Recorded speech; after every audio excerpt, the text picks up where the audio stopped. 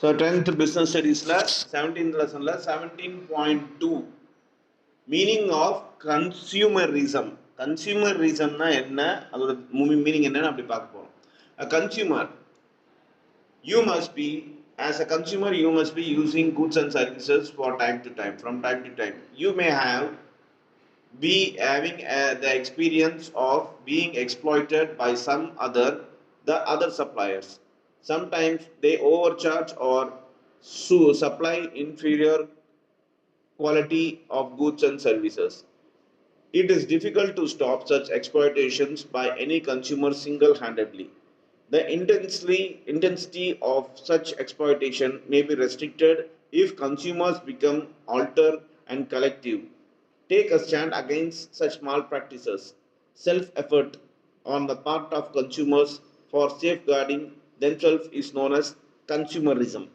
So கன்சியூமரிசம்னா என்னென்னா, இப்போ நம்ம வாங்குகிற பொருள் எல்லாமே கரெக்டாக தான் இருக்கா, கரெக்டான விலையில தான் இருக்கா ஒன்று, கரெக்டான குவாலிட்டியில் இருக்கா இன்னொன்று, கலப்படம் இல்லாமல் இருக்கா ஒன்று. ஸோ இந்த மாதிரி விஷயங்கள் எல்லாமே 100% எல்லா பொருளையும் இருக்கிறது இல்லை. ஒரு சில இடத்துல நிறைய விஷயங்கள் நம்ம கலப்படம் பண்ணுறதை பார்க்கலாம், ஓவர் சார்ஜ் பண்ணுறதை பார்க்கலாம், குவாலிட்டி சரியில்லாத பார்க்கலாம், சர்வீஸ் சரியில்லாத பார்க்கலாம். ஆனால் நம்ம என்ன பண்ணுறோம், ஏதாவது ஆக்ஷன் எடுக்கிறோமா அப்படிங்கிற ஒரு விஷயம் தான் இந்த கன்சியூமரிசம். ஸோ இந்த மாதிரி ஏதாவது ப்ராப்ளம் வந்துச்சுனாக்கா நம்மளோட செல்ஃப் எஃபர்ட் எடுத்து, சுய முயற்சி எடுத்து இதை சேஃப்கார்ட் பண்ணுறதுக்காக, இனிமேட்டு அவங்க இந்த தப்பெல்லாம் பண்ணக்கூடாதுங்கிற சேஃப்கார்ட் பண்ணுறதுக்காக நம்ம எடுக்கிற முயற்சிக்கு பெயர் தான் consumerism. Consumerism refers to a movement by consumer to ensure fair and honest ethical practice on the part of manufacturers, traders, dealers and service providers in relation to the consumers. The movement may be regarded as the attempt by individual consumer activists and consumers association for creating consumer awareness about the malpractice in the market and finding ways and means to the product their interest. So, in the consumer, இவங்க போராடணும். ஒன்று தனிப்பட்ட முறையில் போராடுவாங்க, ஏதாவது அவங்களோட வாங்கின ப்ராடக்டில் சர்வீஸில் ஏதாவது ப்ராப்ளம் இருந்துச்சுனாக்கா ஒன்று. இது எத்திக்கலாக உண்மையாக அவங்க போராடுவாங்க. இன்னொன்று பார்த்தீங்கன்னாக்கா, இது யாருக்கு எதிரில் போராடுறாங்க, ஒன்று மேனுஃபேக்சரர்ஸு, இல்லை ட்ரேடர்ஸு, இல்லை டீலர்ஸு, இல்லை சர்வீஸ் ப்ரொவைடர்ஸ், இவங்களுக்கு எதிர்க்கில் தான் ஒரு கன்சியூமர் பார்த்தீங்கன்னாக்கா போராடுவாங்க. அவங்க கேஸ் கொடுக்கலாம். இது லீகலாக அவங்க போகலாம். இதுக்கு அசோசியேஷன் இருக்குது, கன்சியூமர் அசோசியேஷன் இருக்குது, கோர்ட்டும் இருக்குது, கன்சியூமர் கோர்ட்டுன்ட்டு இருக்குது. ஸோ இந்த மாதிரி கன்சியூமர் அவேர்னஸ் கொடுக்குற நிறைய விஷயங்கள்லாம் இருக்குது. இந்த வழியை கண்டுபிடிச்சி ஒரு கன்சியூமர் இந்த மாதிரி போராடி அந்த விஷயத்தை ப்ரொடெக்ட் பண்ணலாம், அந்த ஒரு மால் ப்ராக்டிஸ் எல்லாம் நடக்காமல் இருக்கிறதுக்கு ப்ரொடெக்ட் பண்ணலாம் அப்படின்னு சொல்கிறாங்க. This movement will be successful if the consumer are aware of their rights and responsibilities while using the goods and services. Let us learn about the various rights and responsibilities of consumers. So இது பார்த்தீங்கன்னாக்கா, ஒரு consumer இந்த அவங்களோட rights, அவங்களுக்கு என்னென்ன உரிமைகள் இருக்குது, அவங்களுக்கு என்னென்ன பொறுப்பு இருக்குது, இந்த விஷயத்த அவங்களுக்கு அவேர்னஸ் கொடுத்தோம்னா கண்டிப்பாக பார்த்தீங்கன்னாக்கா இது ஒரு பெரிய விஷயமா மாறும் நம்ம சமுதாயத்தில். ஸோ இந்த மாதிரி கன்சியூமர் சம்பந்தப்பட்ட நிறைய ஒரு இது வந்திருக்கு. இது நிறைய படம்லாம் வந்திருக்கு, நல்ல படங்கள் நிறைய வந்திருக்கு. அதுல ஒரு சில படங்கள் சொல்றேன், நீங்க பாருங்க. இந்த கன்சூமர் ப்ரொடெக்ஷனோட ரைட்ஸ், அதுல நீங்க ஹீரோ ஹீரோயின், அந்த பாட்டு, அந்த ஜோக்கு இதெல்லாம் பார்க்காதீங்க, கான்செப்டை பாருங்க. என்ன அந்த டைரக்டர் சொல்ல வராங்கிற கான்செப்டை பார்க்கும்போது உங்களுக்கு நிறைய விஷயங்கள் தெரியும். ஃபார் எக்ஸாம்பிள், நம்ம டைரக்டர் சங்கர் எடுக்கிற முக்காவாசி படம் பார்த்தீங்கன்னாக்கா இந்த கன்சியூமர் ஓரியன்டாகவும் எக்கனாமிக் ஓரியன்டாகவும் இருக்கும்.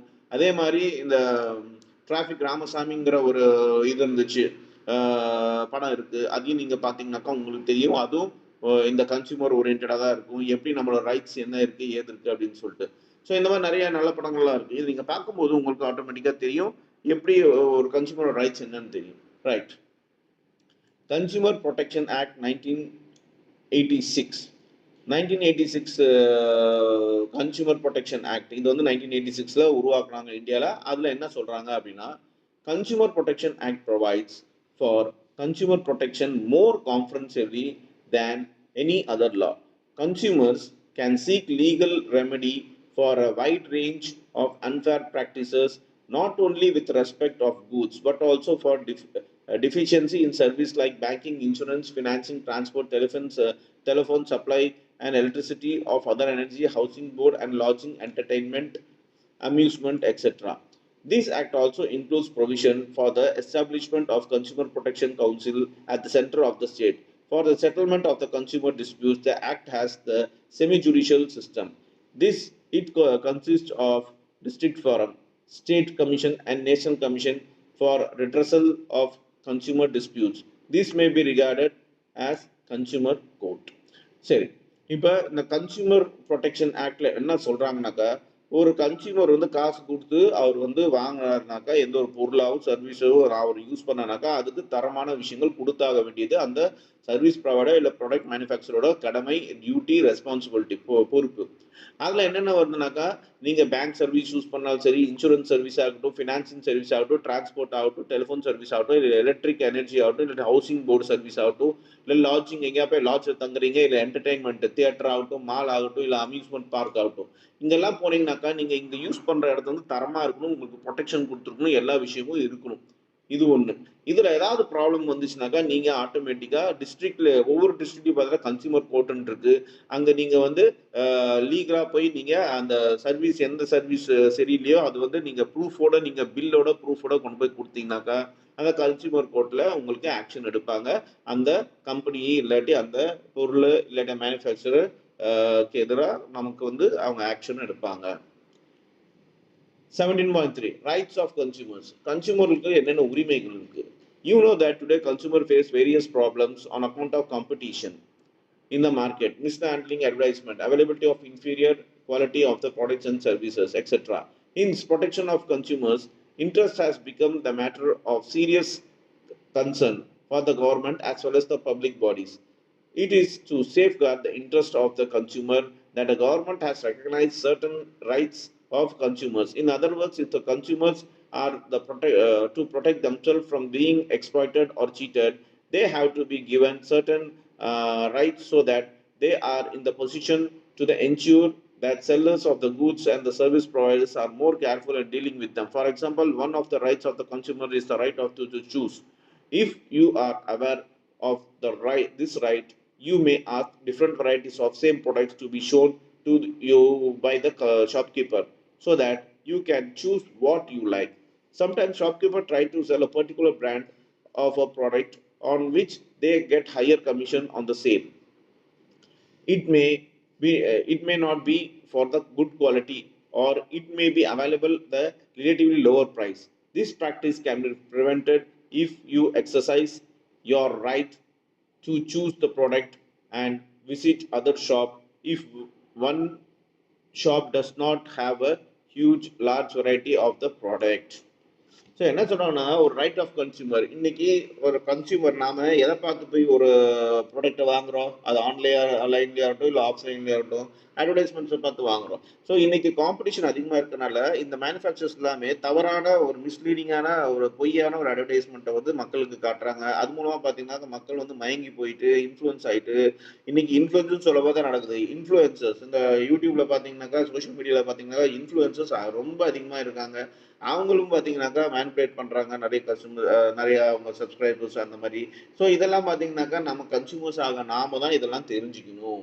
யார் கரெக்டாக சொல்கிறாங்க, யார் கரெக்டாக சொல்ல அப்படின்னு சொல்லிட்டு. அதாட்ட ஷாப்கீப்பர்ஸ் யார் கரெக்டாக. இப்போ ஷாப்கீப்பர்ஸ் எல்லாம் பார்த்தீங்கன்னாக்கா அவங்களுக்கு எந்த பொருள் கமிஷனாக அதிகமாக இருக்கோ, எந்த பிராண்டில் கமிஷனாக அதிகமாக இருக்கோ அதை தான் அவங்க வந்து பெருசாக ப்ரமோட் பண்ணுவாங்க, மார்க்கெட்டிங் பண்ணுவாங்க. ஆனால் அந்த குவாலிட்டி சரியாக இருக்கா, அந்த மாதிரி விஷயங்கள் எல்லாமே பார்த்தீங்கன்னாக்கா கண்டிப்பாக சந்தேகமாக தான் இருக்குது அதெல்லாமே பார்க்கும்போது. ஸோ ஆஸ் அ கன்சியூமர் நாம தான் இது எல்லாமே அவேர்னஸாக இருந்துட்டு நாமெல்லாம் இதெல்லாம் பார்த்து வாங்கணும். ஏன்னா நம்ம தான் காசு கொடுத்து வாங்குறோம். இதுக்கு கவர்மெண்ட்டுக்கு இது ஒரு பெரிய தொல்லையாக இருக்குது. இந்த மாதிரி மேல் ப்ராக்டிஸ் எல்லாமே இந்த மேனுஃபேக்சர்ஸ் சர்வீஸ் ஓரியன்ட் ஆளுங்க எல்லாமே பண்ணுறதுனால இந்த கவர்மெண்ட்டுக்கு இது பெரிய ப்ராப்ளமாக இருக்குது. சில பப்ளிக் பாடிஸ், அதாவது பப்ளிக்காக போராடுற என்ஜிஓஸ், இவங்களுக்கும் பெரிய ப்ராப்ளமாக இருக்குது. இந்த விஷயத்தை எப்படி சரி பண்ணணும்னாக்கா ஆஸ் அ கன்சியூமர் நாம தான் அவேர்னஸாக இருக்கணும். தவறான பொருட்கள் யாராவது கொடுத்தாங்கனாக்கா அது வந்து நம்ம எப்படி கம்ப்ளைண்ட் பண்ணணும், எப்படி ஆக்ஷன் எடுக்குங்கிற விஷயம் நமக்கு தான் தெரியணும். ஸோ இந்த ஆஃபரு, டிஸ்கவுண்ட்டு, சேல் இந்த மாதிரி விஷயங்கள்லாம் பார்த்தீங்கன்னா ஒன்று அது வந்து சேல் ஆகாத ப்ராடக்டாக இருக்கலாம், இல்லை உங்களுக்கு வந்து அது வர்த் இல்லாத ப்ராடக்டாக இருக்கலாம், வேல்யூ இல்லாத ப்ராடக்டாக இருக்கலாம். இதெல்லாமே அவங்க தள்ளி விடுறதுக்காக, கன்சூமருக்கு தள்ளி விடுறதுக்காக அவங்க வந்து ஆஃபர்னு சொல்கிறாங்க, டிஸ்கவுண்ட்டுன்னு சொல்கிறாங்க. இந்த மாதிரி விஷயங்கள் 1 பை 2 பை இந்த மாதிரிலாம் சொல்லிட்டு இருப்பாங்க. ஸோ இதெல்லாமே நாம் தான் பார்த்து கவனமாக வாங்கணும். Let us now discuss the various rights of consumers that are provided in the Consumer Protection Act 1986. So in the 1986 Consumer Protection Act பிரகாரம் என்னென்ன ரைட்ஸ் கன்சூமர்னு சொல்லிட்டு நம்ம டிஸ்கஸ் பண்ணலாம். First right to safety. Consumers have the right to be protected against the marketing of the goods which are injurious to the health and the life. The consumers, if you are conscious of this right, you can take precaution to prevent the injury, or if injury is caused in spite of precaution, you have the right to complain against the dealer and even claim compensation. For example, if you are buying any medicine and the pharmacy is selling it, can be held responsible for the medical proof harmful because it is substandard. Again, if a gas cylinder is used for cooking, you have to check that it does not leak when it is supplied to you. If it starts leaking afterwards, the supplier will be liable to pay compensation if the leakage of the gas leads to the fire and cause injury or death to anyone. So right to safety. நம்ம கன்சியூமராக நாம் எந்த பொருள் வாங்கினாலும் நாம் வந்து சேஃபாக இருக்கிறதுக்கு உண்டான பொறுப்பு நமக்கு தான் இருக்குது. நாம் ஒரு பொருள் வாங்கும்போது அது சேஃபாக தான் இருக்கா அப்படிங்கிறத பார்த்து வாங்குறது நம்மளோட பொறுப்பு. அதோட சேஃபாக இல்லாமல் அது மூலமாக நமக்கு உடம்பு பாதிப்போ இல்லை உயிர் பாதிப்போ வந்துச்சுனாக்கா அது மூலமாக நம்ம அந்த கம்பெனி மேலே கேஸ் போட்டு கன்சியூமர் கோர்ட்டு மூலமாக கேஸ் போட்டு நம்ம வந்து காம்பன்சேஷன் வாங்க முடியும். ஃபார் எக்ஸாம்பிள், இப்போ நம்ம ஏதோ மருந்து மெடிக்கல் ஸ்டோர்ஸில் போய் வாங்குறோம் அப்படின்னா அந்த மெடிக்கல் ஸ்டோர்ஸ்க்காக தான் ஃபுல் பொறுப்பு. அந்த பேஷண்ட்டுக்கு வந்து எதுவும் ஆகாமல் இருக்கிறதுக்காக, ஏன்னா அவங்க நல்ல பொருளாக தான் கொடுக்கணும். அதே மாதிரி நம்ம கேஸ் வாங்குறோம்னாக்கா அந்த கேஸில் பார்த்தீங்கன்னா சிலிண்டர் இருக்கலாம், இல்லை குக்கர் இருக்கலாம். இந்த மாதிரி விஷயங்கள் எல்லாமே வாங்கும்போது நம்ம செக் பண்ணிட்டு தான் வாங்கணும், சிலிண்டர் லீக் ஆகுதா இல்லையா அப்படின்னு சொல்லிட்டு. இன்கேஸ் வாங்கி முடிச்ச வாட்டி நம்ம யூஸ் பண்ணும்போது அது மூலமாக ஏதாவது ஆபத்து வந்துச்சுனாக்கா அது அந்த சிலிண்டர் சப்ளை பண்ணுறவங்களோட பொறுப்பு, அந்த கம்பெனியோட பொறுப்பு தான். நாம் வந்து காம்பன்சேஷன் கேட்கலாம், கோர்ட்டில் கேஸ் போட்டு காம்பன்சேஷன் கேட்கலாம் ஏதாவது டிஃபெக்ட் இருந்துச்சுன்னா. இதுதான் right to safety. Second, right to be informed. Consumer also have the right to be informed about the quantity, quality, purity, standard and grade and price of the goods available so that they can make proper choice before buying the product or service. Also, whenever necessary, the consumer must be informed about the safety precaution to be taken while using the product to avoid loss of injury. Taking the example of gas cylinder again, the supplier must inform the users to stop the flow of the gas with the help of the regulator when it is not in the use. Right. So ஒரு கன்சியூமருக்கு பார்த்தீங்கன்னாக்கா ஒரு manufacturer கண்டிப்பாக அந்த பொருள் எப்படி use பண்ணணுங்கிற விஷயத்த சொல்லியே தான் ஆகணும். அதுதான் ரைட் டு பி இன்ஃபார்ம்டு. இந்த இடத்துல மறுபடியும் அந்த கேஸ் சிலிண்டரோட எக்ஸாம்பிள் எடுக்கிறோம். இப்போ அந்த கேஸ் வாங்கும்போது அந்த கேஸ் சிலிண்டர் கம்பெனிக்காரங்க கண்டிப்பாக வந்து அவேர்னஸ் கொடுக்கணும். அது அவங்களோட கஸ்டமருக்கு எப்படி கேஸ் வந்து ஆன் பண்ணணும், எப்படி அந்த இதை வந்து நாபை வந்து க்ளோஸ் பண்ணணும், சமைக்காத போது அந்த ரெகுலேட்டர் வந்து எப்படி யூஸ் பண்ணணும், எப்படி க்ளோஸ் பண்ணணும், ஓப்பன் பண்ணணும், இந்த விஷயம் எல்லாத்தையும் கண்டிப்பாக இன்ஃபார்ம் பண்ணி ஆகணும். இது கேஸுக்குன்ட்டு இல்லை, எல்லா ஒரு பொருளுக்கும் அந்த பொருளோட குவான்டிட்டி ஆகட்டும், குவாலிட்டி ஆகட்டும், அதோட சுத்தம் பியூரிட்டி ஆகட்டும், ஸ்டாண்டர்ட் லெவல் ஆகட்டும், கிரேட் ஆகட்டும், அந்த விலையாகட்டும், கண்டிப்பாக அந்த கூட்ஸில் இருந்தே ஆகணும் அப்படின்னு சொல்றாங்க. டிஸ்பிளே ஆயிருக்கணும். இதுதான் rights to be informed. Next, rights to choose. Every consumer has the right to choose the goods needed from the wide variety of similar goods. Very often, dealer and trader try to use pressure tactics to sell goods of inferior quality. Sometimes consumers are also carried away by advertisement on the TV. These possibilities can be avoided in the consumers and are conscious of the rights. இப்போ right to choose, நமக்கு எந்த பொருள் வேணும்ட்டு நம்ம choose பண்ணுறதுக்கு நமக்கு உரிமை இருக்குது. இப்போ அட்வர்டைஸ்மெண்ட் பார்த்து இல்லை அவங்களோட ப்ரெஷர், இந்த ஆஃபரு இல்லை ஃபாலோ ஃபோனில் எஸ்எம்எஸில் மெசேஜில் எல்லாம் ஃபாலோ பண்ணி இது வாங்கிக்கோங்க அது வாங்கிக்கோங்கிற ப்ரெஷரில் நம்ம வாங்குறது, அவங்களாம் இந்த மாதிரி விற்பாங்க. இது பார்த்தீங்கன்னாக்கா அது மட்டமான குவாலிட்டியான ஒரு பொருளை தான் இது மாதிரிலாம் விற்பாங்க, ஆஃபர்னு சொல்லிட்டு இந்த மாதிரி விஷயம். அதோட டிவியில் வர அட்வர்டைஸ்மெண்ட்ஸ் எல்லாமே உண்மை கிடையாது, முக்காசி பொய் தான் அது. சரிங்களா? அவங்க காட்டுற பொருள் வந்து ஒரு மாதிரியா இருக்கும், அது விற்கிற பொருள் வந்து ஒரு மாதிரியா இருக்கும். இதெல்லாம் நம்பி நம்ம வாங்கணும்னாக்கா நமக்கு வந்து முதல்ல ஒரு சென்ஸ் இருக்கணும். ஆஸ் அ கன்சியூமர் நாம வந்து கரெக்டான விஷயம் தான் பார்த்து தான் வாங்குறோமா அப்படின்னு சொல்லி. ஸோ நமக்கு ஒரு அவேர்னஸ் இருக்கணும், அந்த பொருள் பற்றி உண்டான ஒரு முழு அவேர்னஸ் இருக்கணும் அப்படின்னு சொல்றாங்க. அது நம்மளோட உரிமை. அதேட்டும் யாராவது நமக்கு ப்ரெஷர் கொடுத்தாங்கனாக்கா இந்த பொருள் வாங்க அந்த பொருள் வாங்க. இப்போ நீங்க மாலுக்கோ இல்லை சூப்பர் மார்க்கெட்டுக்கோ இந்த மாதிரிலாம் போகும்போது பார்த்தீங்கன்னாக்கா சில பேர் வந்து ப்ரெஷர் பண்ணுவாங்க, சார் இது வாங்கிக்கோங்க அது இதோட சூப்பராக இருக்கும் அப்படி இப்படின்ட்டு. அந்த மாதிரிலாம் நம்ம வாங்கணும் அவசியம் இல்லை. நம்மளோட உரிமை அது நம்ம சூஸ் பண்றதுக்கு. நாம நினைச்சாதான் நம்ம பிடிச்சாதான் வாங்கணும். அதுதான் சொல்றாங்க. Next, right to be heard. This right has three interpretations. Broadly speaking, this right means the consumers have the right to be consulted by the government and public bodies when decisions and policies are made affecting the consumer interest. Also, consumers have the right to be heard by manufacturers, dealers, and advisors about their opinion on the production of the marketing decision. Thirdly, consumers have the right to be heard in the legal proceeding in the law of court dealing with consumer complaints. So right to be heard அப்படின்னாக்கா consumer என்ன சொல்றாங்களோ அது கேட்கணும். அந்த உரிமை கன்சியூமருக்கு இருக்கு. யார் கேட்கணும் அப்படின்னாக்கா கன்சியூமர் கவர்மெண்ட்ட போய் கன்சல்ட் பண்ணலாம். அதோட பப்ளிக் பாடிஸ்ட போய் டிசிஷன்ஸோ பாலிசிஸோ கேட்கலாம். அவங்க ஏதாவது அஃபெக்ட் ஆயிட்டாங்கனாக்கா இது ஒன்று. ரெண்டாவது என்னன்னாக்கா கன்சியூமர்ஸ் பார்த்தீங்கன்னாக்கா மேனுஃபேக்சரர்ஸ் ஆகட்டும், இல்லை அந்த ப்ராடக்ட் டீலர்ஸ் ஆகட்டும், இல்லை அந்த ப்ராடக்ட் அட்வர்டைஸ்மெண்ட் பண்றவங்களாகட்டும், இல்லை மார்க்கெட்டிங் பண்றவங்களாகட்டும், அதுல பாத்தீங்கன்னாக்கா ஏதாவது அவங்க தெரிஞ்சுக்கணும், ஏதாவது விஷயத்தை தெரிஞ்சுக்கணும்னாக்கா அவங்களுக்கு அந்த ரைட்ஸ் இருக்கு. இந்த manufacturer, dealers, advertisers and marketing டிசிஷன்காரங்கிட்ட போய் கேட்கலாம். அதாவது மூணாவது ரைட்ஸ் என்னன்னா, அவங்க வந்து ஒரு கன்சியூமர் வந்து அந்த கோர்ட்ல கேஸ் போடும்போது அங்க எப்படி போய் கன்சியூமர் வந்து கம்ப்ளைண்ட் பண்றாங்க, எப்படி டீல் பண்றாங்கன்னு தெரிஞ்சுக்கிற உரிமை கன்சியூமருக்கு இருக்கு அப்படின்னு சொல்றாங்க. இதுதான் right to be heard. Then right to be seek redressal. If and when any consumer has a complaint or grievance due to the unfair practices like charging higher prices, selling the inferior quality and unsafe product, lack of regularities in the supply of services, etc., or if he has suffered loss of injury due to the defective or adulterate products, he has the right to seek remedies. He has the right to get the defective goods replaced or the money refunded by the seller or the dealer. He also has the right to seek legal remedies in the appropriate court of law. Though this right though this right in consumers are assured that their complaint will receive due attention.